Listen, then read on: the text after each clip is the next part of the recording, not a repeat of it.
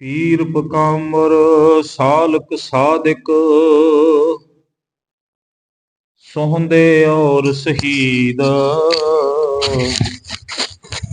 ਸ਼ੇਖ ਮਸ਼ਾਇਖ ਕਾਜੀ ਮੁਲਾ ਦਰ ਦਰਵੇਸ਼ ਰਸੀਦ ਬਾਰਕਤ ਤਿਨ ਕੋ ਅਗਲੀ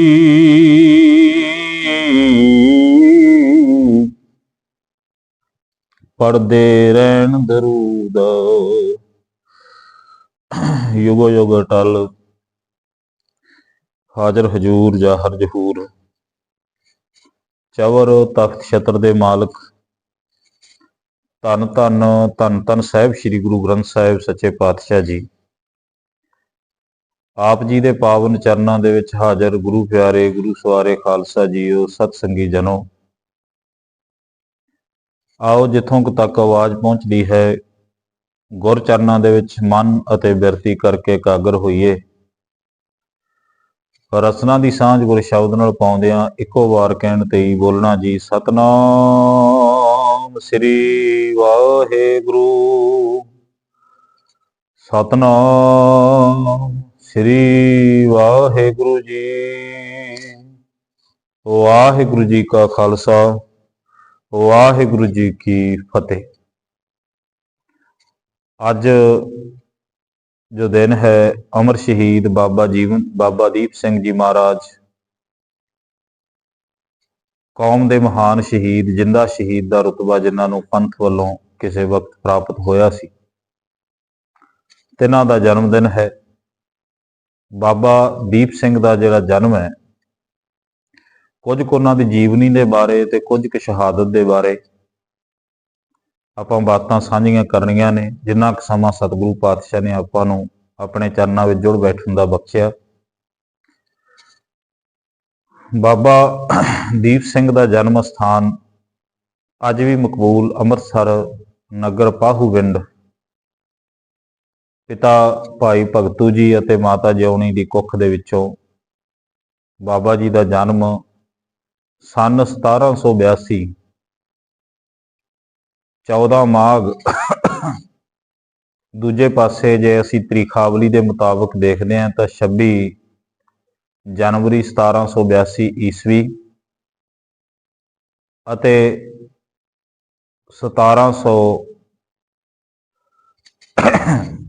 26 ਜਨਵਰੀ 1682 ਈਸਵੀ 1739 ਬਿਕਰਮੀ ਸੰਮਤ 14 ਮਾਘ ਨੂੰ ਬਾਬਾ ਦੀਪ ਸਿੰਘ ਦਾ ਜਨਮ ਹੋਇਆ।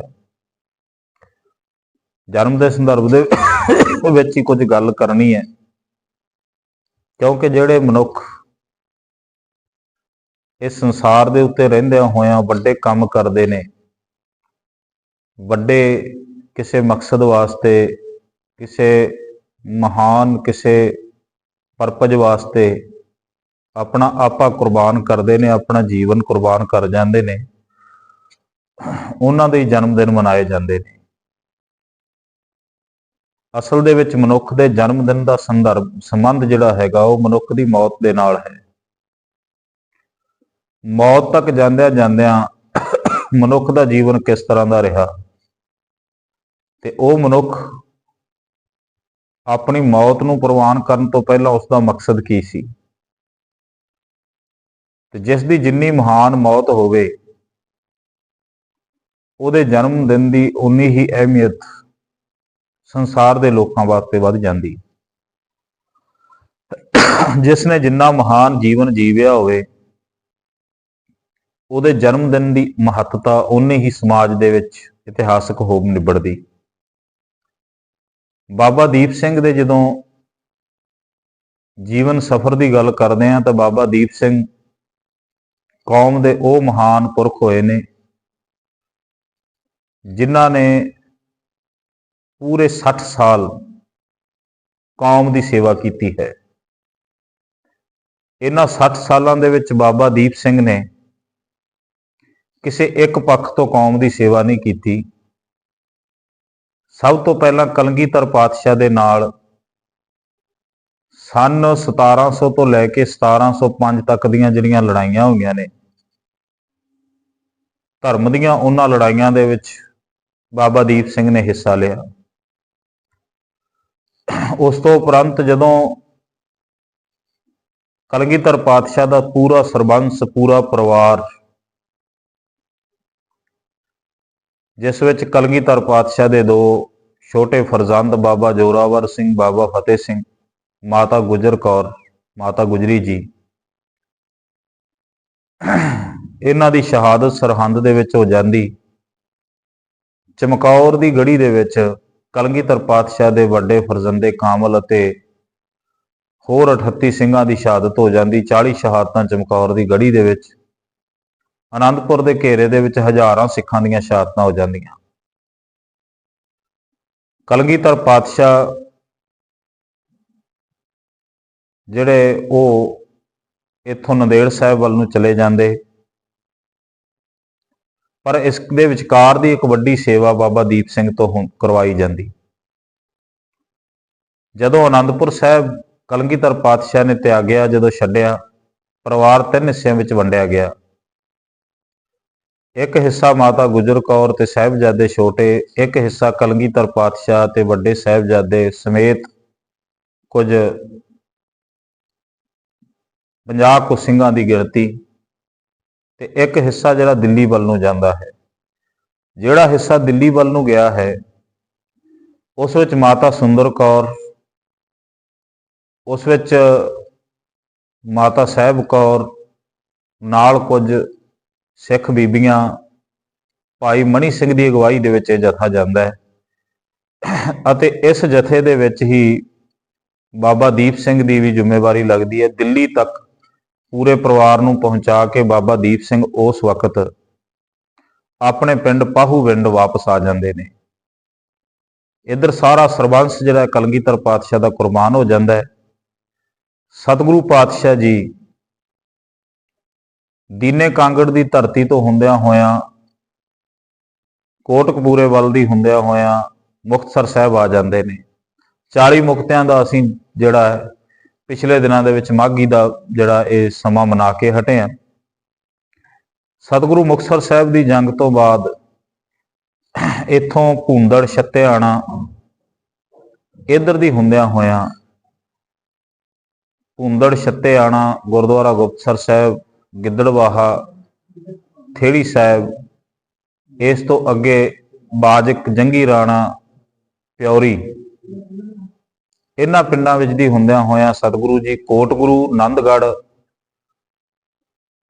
ਜੱਸੀ ਪੌ ਵਾਲੀ, ਵਾਹਿਗੁਰੂ ਜੱਸੀ ਬਾਗ ਵਾਲੀ, ਪੱਕੇ ਵਿੱਚ ਦੀ ਹੁੰਦਿਆਂ ਹੋਇਆਂ ਦਮਦਮਾ ਸਾਹਿਬ ਪਹੁੰਚ ਜਾਂਦੇ ਨੇ। ਦਮਦਮਾ ਸਾਹਿਬ ਪਹੁੰਚ ਕੇ ਕਲਗੀਧਰ ਪਾਤਸ਼ਾਹ ਗੁਰੂ ਗ੍ਰੰਥ ਸਾਹਿਬ ਦੀ ਪਾਵਨ ਬਾਣੀ ਦੀ ਸੁੱਧ ਲੈਂਦੇ ਨੇ। ਕਹਿਣ ਦਾ ਭਾਵ ਇੱਥੇ ਗੁਰੂ ਗ੍ਰੰਥ ਸਾਹਿਬ ਦੇ ਸਰੂਪ ਦੇ ਵਿੱਚ ਗੁਰੂ ਤੇਗ ਬਹਾਦਰ ਸਾਹਿਬ ਪਾਤਸ਼ਾਹ ਦੀ ਪਾਵਨ ਬਾਣੀ ਦਰਜ ਕੀਤੀ ਜਾਣੀ ਹੈ। ਦੁਬਾਰਾ ਗੁਰੂ ਗ੍ਰੰਥ ਸਾਹਿਬ ਦੀ ਪਾਵਨ ਬਾਣੀ ਦਾ ਸੰਪਾਦਨ ਹੋਣਾ ਹੈ।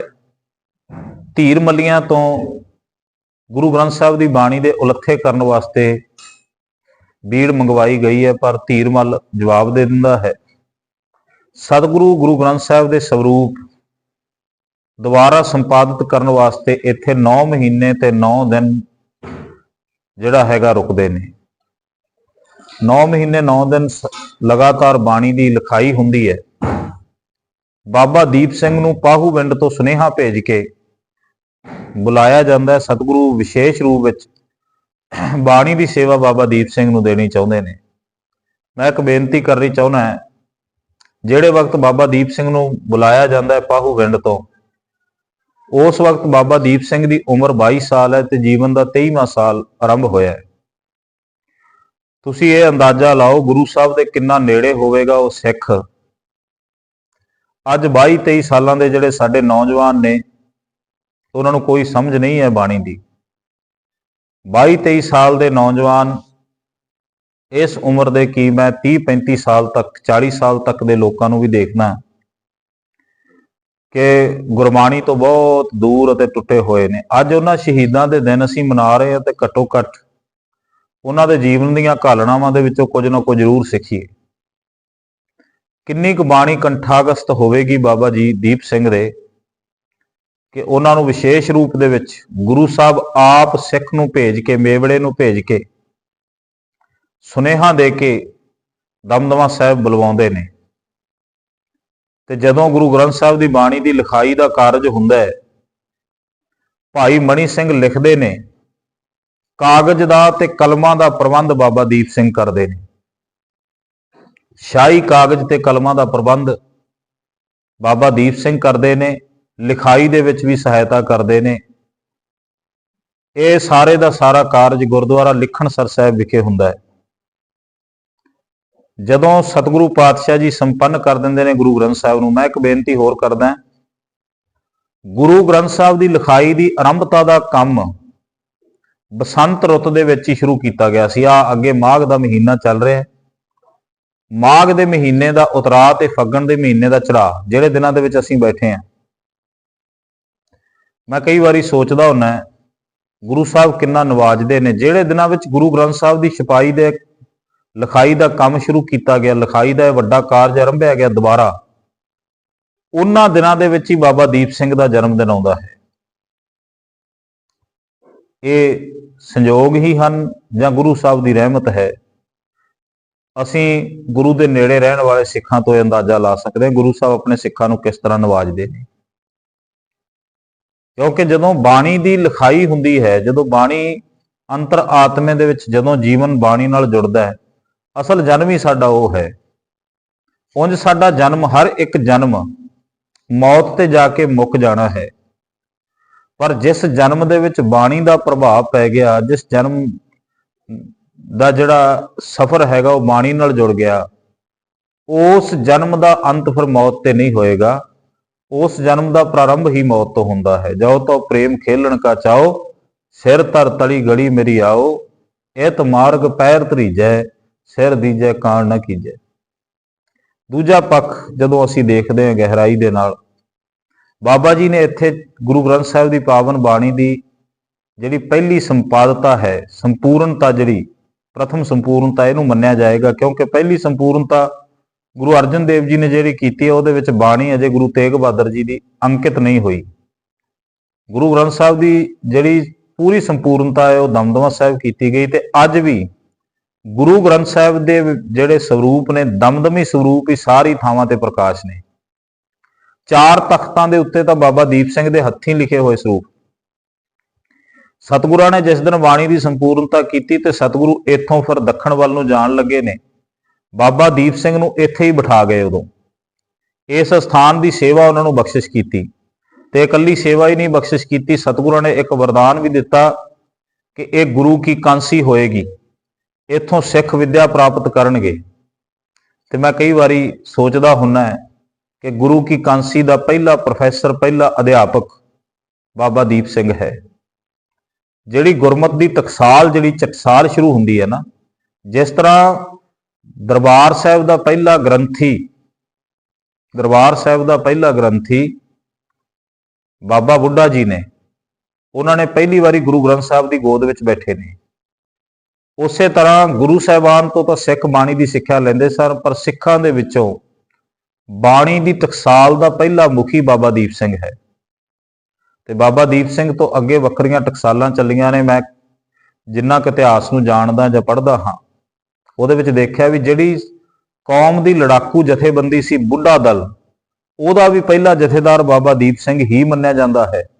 ਅਤੇ ਕੌਮ ਦੀ ਪਹਿਲੀ ਜਿਹੜੀ ਜਮਾਤੀ ਜਥੇਬੰਦੀ ਸੀ, ਜਮਾਤੀ ਮਤਲਬ ਵਿਦਿਅਕ ਜਮਾਤੀ ਜਥੇਬੰਦੀ, ਉਹਦਾ ਪਹਿਲਾ ਪ੍ਰੋਫੈਸਰ, ਪਹਿਲਾ ਅਧਿਆਪਕ ਵੀ ਬਾਬਾ ਦੀਪ ਸਿੰਘ ਹੈ। ਕਿੰਨਾ ਵੱਡਾ ਮਾਣ ਹੈ। ਅਸੀਂ ਤਾਂ ਇੱਥੋਂ ਤੱਕ ਹੀ ਸੀਮਤ ਹਾਂ ਕਿ ਬਾਬਾ ਦੀਪ ਸਿੰਘ ਸੀਸ ਤਲੀ ਤੇ ਧਰ ਕੇ ਲੜੇ, ਜੂਝੇ, ਪਰ ਉਸ ਤੋਂ ਪਹਿਲਾਂ ਦੀਆਂ ਉਹਨਾਂ ਦੀਆਂ ਘਾਲਣਾਵਾਂ ਬਾਰੇ ਅਸੀਂ ਬਹੁਤਾ ਖਿਆਲ ਨਹੀਂ ਕਦੇ ਕੀਤਾ। ਕੌਮ ਦੇ ਪਹਿਲੇ ਵਿਦਿਅਕ ਅਦਾਰੇ ਦੇ ਪਹਿਲੇ ਮੁਖੀ ਬਾਬਾ ਦੀਪ ਸਿੰਘ ਨੇ। ਟਕਸਾਲ ਬਾਬਾ ਦੀਪ ਸਿੰਘ ਤੋਂ ਆਰੰਭ ਹੁੰਦੀ ਹੈ। ਪਹਿਲੀ ਮਿਸਲ, ਹੁਣ ਦੇਖੋ ਇਹ ਪ੍ਰਾਪਤੀਆਂ 12 ਮਿਸਲਾਂ ਹੋਈਆਂ ਨੇ। 12 ਮਿਸਲਾਂ ਦੇ ਵਿੱਚ ਬਾਅਦ ਵਿੱਚ ਜਾ ਕੇ ਸ਼ੁਕਰ ਚੱਕੀਆ ਮਿਸਲ ਨੇ ਪੰਜਾਬ ਵਿੱਚ ਖਾਲਸਾ ਰਾਜ ਸਥਾਪਿਤ ਕੀਤਾ 12 ਮਿਸਲਾਂ ਚ।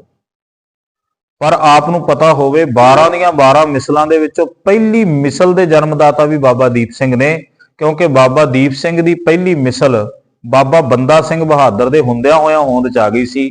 ਡਾਕਟਰ ਗੰਡਾ ਸਿੰਘ ਨੇ ਬੰਦਾ ਸਿੰਘ ਬਹਾਦਰ ਦਾ ਜਿਹੜਾ ਜੀਵਨ ਲਿਖਿਆ ਉਹਦੇ ਵਿੱਚ ਇਸ ਗੱਲ ਦਾ ਜ਼ਿਕਰ ਕੀਤਾ ਹੈ ਕਿ ਜਿਸ ਦਿਨ ਬਾਬਾ ਦੀਪ ਸਿੰਘ ਬੰਦਾ ਸਿੰਘ ਬਹਾਦਰ ਜਦੋਂ ਸਿੱਖ ਰਾਜ ਦੀ ਪਹਿਲੀ ਸਿੱਖ ਰਾਜ ਦੀ ਸਥਾਪਨਾ ਕਰਦੇ ਆ, ਸਰਹੰਦ ਦੇ ਸੂਬੇ ਨੂੰ ਉਹਦੀ ਕੀਤੇ ਦਾ ਫਲ ਭੁਗਤਾਉਂਦੇ ਆ, ਜਦੋਂ ਜਿਹੜਾ ਹੈਗਾ ਸੰਢੌਰਾ ਸਾਧਿਆ ਜਾਂਦਾ, ਸੋਧਿਆ ਜਾਂਦਾ ਹੈ, ਜਦੋਂ ਕੁੰਜਪੁਰਾ ਸ਼ੋਧਿਆ ਜਾਂਦਾ ਹੈ, ਸੋਨੀਪਤ, ਪਾਣੀਪਤ, ਕਰਨਾਲ ਇਹ ਸਾਰੇ ਸ਼ੋਧੇ ਜਾਂਦੇ ਨੇ, ਜੀਂਦ ਸ਼ੋਧਿਆ ਜਾਂਦਾ ਹੈ। ਜਿਹੜੇ ਵਕਤ ਸਿੱਖਾਂ ਨੇ ਸਮਾਣੇ ਨੂੰ ਜਿਹੜਾ ਹੈਗਾ ਨੇਸ਼ਤੋ ਨਬੂਦ ਕੀਤਾ ਹੈ, ਉਸ ਵਕਤ ਬਾਬਾ ਦੀਪ ਸਿੰਘ ਇੰਨੇ ਜਾਹੋ ਜਲਾਲ ਨਾਲ ਲੜੇ ਕਿ ਬਾਬਾ ਬੰਦਾ ਸਿੰਘ ਬਹਾਦਰ ਨੇ ਛਾਤੀ ਨਾਲ ਲਾ ਕੇ ਬਾਬਾ ਦੀਪ ਸਿੰਘ ਨੂੰ ਜਿੰਦਾ ਸ਼ਹੀਦ ਦਾ ਖਿਤਾਬ ਦਿੱਤਾ ਸੀ। ਤੇ ਜਿਹੜੀ ਬਾਬਾ ਦੀਪ ਸਿੰਘ ਦੇ ਪਿੱਛੇ ਤੁਰਨ ਵਾਲੀ ਮਿਸਲ ਸੀ, ਉਸ ਮਿਸਲ ਦਾ ਨਾਂ ਫਿਰ ਮਿਸਲ ਸ਼ਹੀਦਾਂ ਰੱਖਿਆ ਗਿਆ ਸੀਗਾ। ਪਹਿਲੀ ਮਿਸਲ ਬਾਬਾ ਦੀਪ ਸਿੰਘ ਤੋਂ ਸ਼ੁਰੂ ਹੁੰਦੀ ਹੈ। ਹੁਣ ਤੁਸੀਂ ਦੇਖੋ ਕਿ ਕੌਮ ਦੇ ਮਿਸਲਾਂ ਦੇ ਪਹਿਲੇ ਜਥੇਦਾਰ ਬਾਬਾ ਦੀਪ ਸਿੰਘ, ਕੌਮ ਦੀ ਵਿਦਿਅਕ ਪ੍ਰਣਾਲੀ ਦੇ ਪਹਿਲੇ ਆਗੂ, ਪਹਿਲੇ ਉਸ ਪੂਰੇ ਦੀ ਸਕੂਲ ਦੇ ਪ੍ਰਿੰਸੀਪਲ ਬਾਬਾ ਦੀਪ ਸਿੰਘ, ਤੇ ਗੁਰੂ ਗ੍ਰੰਥ ਸਾਹਿਬ ਦੀ ਬਾਣੀ ਦੀ ਸੰਪੂਰਨਤਾ ਤੋਂ ਬਾਅਦ ਸ਼ਹਾਦਤ ਦਾ ਮੈਂ ਜ਼ਿਕਰ ਨਹੀਂ ਕਰਨਾ ਕਿਉਂਕਿ ਅੱਜ ਜਨਮ ਦਾ ਦਿਨ ਹੈ। ਗੁਰੂ ਗ੍ਰੰਥ ਸਾਹਿਬ ਦੀ ਸੰਪੂਰਨਤਾ ਤੋਂ, ਗੁਰੂ ਸਾਹਿਬਾਨ ਦੀ ਜਿਹੜੀ ਬਖਸ਼ਿਸ਼ ਤੋਂ ਬਾਅਦ ਪਹਿਲੇ ਗੁਰੂ ਘਰ ਦੇ ਲਿਖਾਰੀ ਜਿਨ੍ਹਾਂ ਨੇ ਗੁਰੂ ਗ੍ਰੰਥ ਸਾਹਿਬ ਦੀਆਂ 4 ਬੀੜਾਂ ਪੰਜਾਬੀ ਦੇ ਵਿੱਚ, ਗੁਰਮੁਖੀ ਭਾਸ਼ਾ ਦੇ ਵਿੱਚ ਆਪਣੇ ਹੱਥੀਂ ਲਿਖੀਆਂ, ਤੇ ਅਰਬੀ ਭਾਸ਼ਾ ਦੇ ਪਹਿਲੇ ਵਿਦਵਾਨ ਜਿਨ੍ਹਾਂ ਨੇ ਅਰਬੀ ਭਾਸ਼ਾ ਦੇ ਵਿੱਚ ਪਹਿਲਾ ਗੁਰੂ ਗ੍ਰੰਥ ਸਾਹਿਬ ਦਾ ਉਲੱਥਾ, ਕਿਉਂਕਿ ਅੱਜ ਗੱਲਾਂ ਚੱਲ ਰਹੀਆਂ ਗੁਰੂ ਗ੍ਰੰਥ ਸਾਹਿਬ ਦਾ ਸਿਧਾਂਤ ਵਿਦੇਸ਼ਾਂ ਵਿੱਚ ਪਹੁੰਚਣਾ ਚਾਹੀਦਾ। ਅੱਜ ਇਹ ਗੱਲ ਚੱਲਦੀ ਹੈ ਕਿ ਗੁਰੂ ਗ੍ਰੰਥ ਸਾਹਿਬ ਦਾ ਫਲਸਫਾ ਘਰ ਘਰ ਤੱਕ ਪਹੁੰਚੇ। ਅੱਜ ਦੁਨੀਆ ਦੇ ਲੋਕ ਕਹਿੰਦੇ ਨੇ ਗੁਰੂ ਗ੍ਰੰਥ ਸਾਹਿਬ ਦਾ ਫਲਸਫਾ ਇੰਨਾ ਵੱਡਾ ਹੈ ਕਿ ਇਹ ਜੇ ਘਰ ਘਰ ਤੱਕ ਪਹੁੰਚੇਗਾ ਤੇ ਸਮੁੱਚੀ ਦੁਨੀਆ ਨੂੰ ਇੱਕ ਸੂਤਰ ਵਿੱਚ ਪਰੋ ਲਏਗਾ। ਇੱਕ ਵਿਦਵਾਨ ਨੇ ਬਹੁਤ ਸੋਹਣੀ ਗੱਲ ਕਹੀ, ਉਹ ਕਹਿੰਦੇ ਅਜੇ ਤੱਕ ਪੂਰੀ ਦੁਨੀਆ ਸਿਆਣੀ ਨਹੀਂ ਹੋਈ, ਜਿਸ ਦਿਨ ਪੂਰੀ ਦੁਨੀਆ ਸਿਆਣੀ ਹੋਏਗੀ ਉਸ ਦਿਨ ਸਾਰੀ ਦੀ ਸਾਰੀ ਦੁਨੀਆ ਦਾ ਇੱਕ ਹੀ ਧਰਮ ਹੋਏਗਾ ਤੇ ਸਾਰੀ ਦੀ ਸਾਰੀ ਦੁਨੀਆ ਦਾ ਇੱਕ ਹੀ ਗ੍ਰੰਥ ਹੋਏਗਾ। ਉਹ ਕਹਿੰਦੇ ਪੂਰੀ ਦੁਨੀਆ ਸਿੱਖ ਹੋਏਗੀ, ਭਾਵੇਂ ਕਿਸੇ ਵੀ ਧਰਮ ਵਿੱਚ ਰਹਿੰਦੇ ਹੋਣ, ਹਰ ਇੱਕ ਬੰਦਾ ਆਪਣੇ ਆਪ ਨੂੰ ਸਿੱਖ ਕਹਾਉਣ ਤੇ ਮਾਣ ਕਰੇਗਾ ਤੇ ਕਹਿਣ ਲੱਗੇ ਹਰ ਇੱਕ ਮਨੁੱਖ ਸ੍ਰੀ ਗੁਰੂ ਗ੍ਰੰਥ ਸਾਹਿਬ ਨੂੰ ਆਪਣਾ ਗੁਰੂ ਆਤਮਿਕ ਰੂਪ ਦੇ ਵਿੱਚ ਸਵੀਕਾਰ ਕਰੇਗਾ। ਕਹਿੰਦੇ ਉਸ ਦਿਨ ਪੂਰੀ ਦੁਨੀਆ ਸਿਆਣੀ ਹੋਏਗੀ। ਇਹ ਉਸ ਵਿਦਵਾਨ ਦੇ ਕਿਸੇ ਦੇ ਕਥਨ ਨੇ। ਪਰ ਅੱਜ ਤੋਂ 300 ਸਾਲ ਪਹਿਲਾਂ ਬਾਬਾ ਦੀਪ ਸਿੰਘ ਨੇ ਅਰਬੀ ਭਾਸ਼ਾ ਦੇ ਵਿੱਚ ਸ੍ਰੀ ਗੁਰੂ ਗ੍ਰੰਥ ਸਾਹਿਬ ਦਾ ਪਹਿਲਾ ਉਲੱਥਾ, ਗੁਰੂ ਗ੍ਰੰਥ ਸਾਹਿਬ ਦੇ ਦੂਜੀ ਭਾਸ਼ਾ ਦੇ ਵਿੱਚ ਪਹਿਲੇ ਉਲੱਥਾਕਾਰ ਬਾਬਾ ਦੀਪ ਸਿੰਘ ਨੇ। ਹੁਣ ਮੈਂ 3-4 ਪ੍ਰਾਪਤੀਆਂ ਦਾ ਜ਼ਿਕਰ ਕੀਤਾ ਕਿ ਪਹਿਲੇ ਜਿਹੜੀ ਲੜਾਕੂ ਜਥੇਬੰਦੀ ਬੁੱਢਾ ਦਲ ਦੇ ਪਹਿਲੇ ਜਥੇਦਾਰ ਬਾਬਾ ਦੀਪ ਸਿੰਘ, ਟਕਸਾਲ ਦੇ ਪਹਿਲੇ ਮੁਖੀ ਬਾਬਾ ਦੀਪ ਸਿੰਘ, ਅਤੇ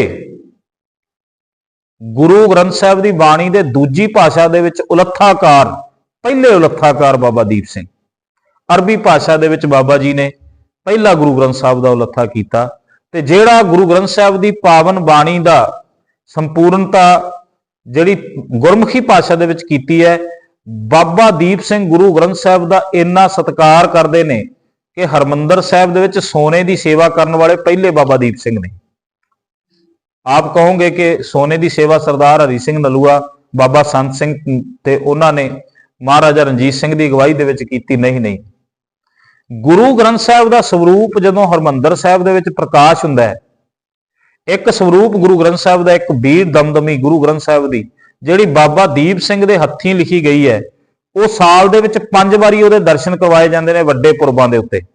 ਅੱਜ ਵੀ ਤੁਸੀਂ ਅਕਾਲ ਤਖਤ ਸਾਹਿਬ ਜਾਓ, ਉਹ ਸਰੂਪ ਅਕਾਲ ਤਖਤ ਸਾਹਿਬ ਵਿਖੇ ਅੱਜ ਵੀ ਸੰਭਾਲਿਆ ਹੋਇਆ ਹੈ। ਸਾਲ ਦੇ ਵਿੱਚ 5 ਵਾਰੀ ਉਸ ਬੀੜ ਦੇ, ਦਮਦਮੀ ਬੀੜ ਦੇ ਦਰਸ਼ਨ ਕਰਵਾਏ ਜਾਂਦੇ ਨੇ।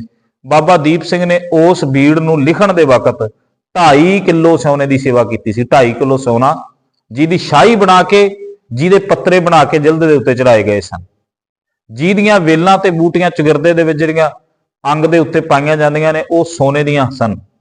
ਕਿੰਨਾ ਕੁ ਸਤਿਕਾਰ ਹੋਏਗਾ ਉਸ ਸਿੱਖ ਦੇ ਵਿੱਚ ਗੁਰੂ ਗ੍ਰੰਥ ਸਾਹਿਬ ਦੇ ਪ੍ਰਤੀ। ਤੇ ਫਿਰ ਇੱਕ ਲਿਖਾਰੀ ਹੈ ਭਾਈ ਸਾਹਿਬ ਭਾਈ ਕਾਹਨ ਸਿੰਘ ਜੀ ਨਾਭਾ, ਉਹਨਾਂ ਨੇ ਇੱਕ ਕਵਿਤ ਲਿਖਿਆ ਜੀ ਬਾਬਾ ਦੀਪ ਸਿੰਘ ਦੀ ਉਸਤਤ ਦੇ ਵਿੱਚ। ਕਹਿੰਦੇ ਲੈ ਕੇ 2 ਤਾਰਾ,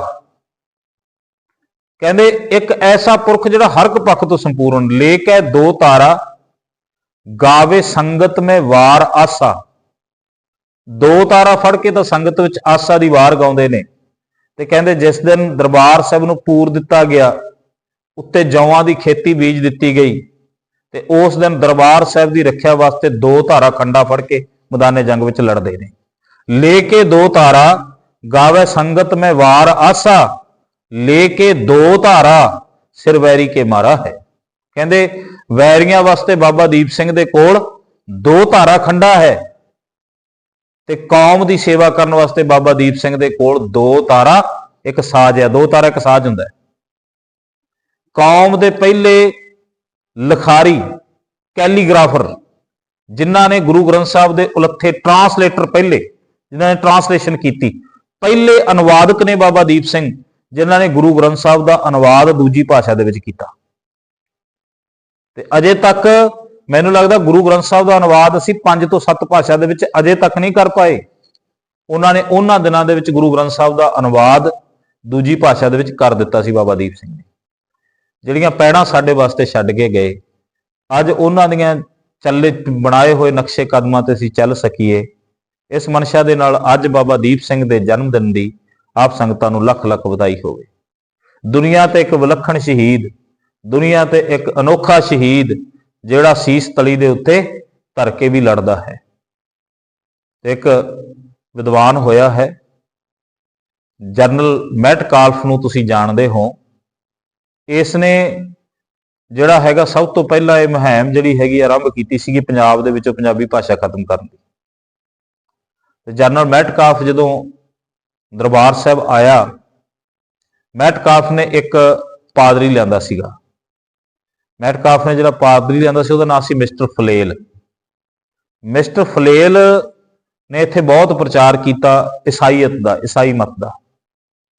ਤੇ ਜਦੋਂ ਉਹ ਦਰਬਾਰ ਸਾਹਿਬ ਵਿਖੇ ਆਇਆ ਤੇ ਉਹਨੇ ਬਾਬਾ ਦੀਪ ਸਿੰਘ ਦੀ ਲੱਗੀ ਹੋਈ ਤਸਵੀਰ, ਦਰਬਾਰ ਸਾਹਿਬ ਦੇ ਉਸ ਵਕਤ ਦਾ ਜਿਹੜਾ ਅਜਾਇਬ ਘਰ ਸੀ, ਹੱਥੀਂ ਬਣਾਈਆਂ ਹੋਈਆਂ ਤਸਵੀਰਾਂ ਉਦੋਂ ਰੱਖਦੇ ਸਨ ਅਜਾਇਬ ਘਰ ਦੇ ਵਿੱਚ, ਤੇ ਉਹਨੇ ਮਿਸਟਰ ਫਲੇਲ ਨੇ ਤੇ ਮੈਟਕਾਲਫ ਨੇ ਇੱਕ ਫੈਸਲਾ ਕੀਤਾ ਸੀਗਾ ਵੀ ਇਸ ਹਿੰਦੁਸਤਾਨ ਦੀ ਸਭ ਤੋਂ ਤਕੜੀ ਕੌਮ ਰੱਟੇ ਨੇ, ਜਿਹੜੇ ਮਰ ਕੇ ਹਟ ਜਾਂਦੇ ਨੇ, ਮਰਨ ਤੋਂ ਬਾਅਦ ਹਟਦੇ ਨੇ। ਕਹਿਣ ਦਾ ਭਾਵ ਇੰਨੀ ਕੁ ਲੜਾਕੂ ਕੌਮ ਹੈ, ਜਿੰਨੀ ਦੇਰ ਤੱਕ ਮਰਦੇ ਨਹੀਂ ਲੜਨੋਂ ਨਹੀਂ ਹਟਦੇ।